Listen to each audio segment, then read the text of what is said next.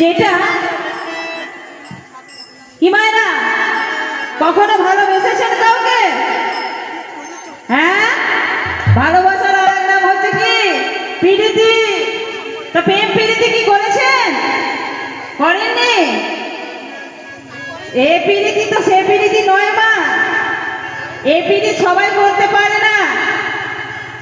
এই প্রীতি কি প্রীতি না, ভক্তের সঙ্গে ভগবানের যে প্রীতি, যে প্রেম, যে ভালোবাসা, সে ভালোবাসা কখনো শেষ হয় না।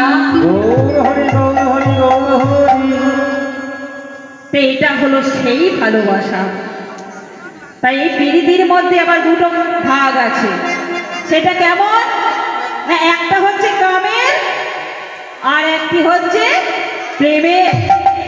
কামের প্রীতিটা কেমন মা? বলছে সুখের লাগিয়া যে করে প্রীতি তার জীবনে যাইবে দুঃখে,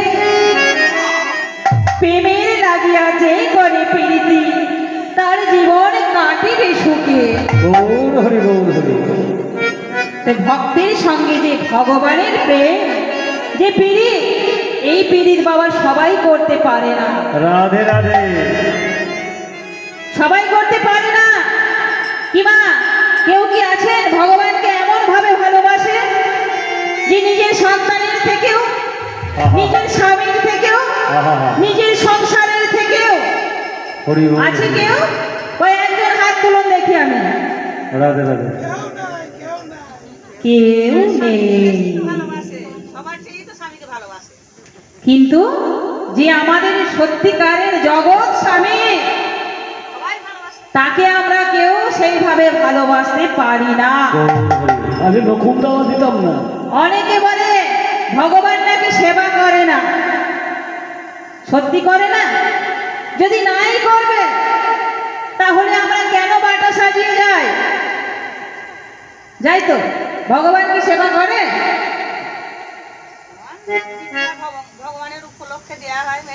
তো ভগবান কি সেবা করে? ও তো পিমড়ে খায়। বলছি ভগবান সেবা করে, কিন্তু আমরা সেইভাবে তাকে দিতে পারি না।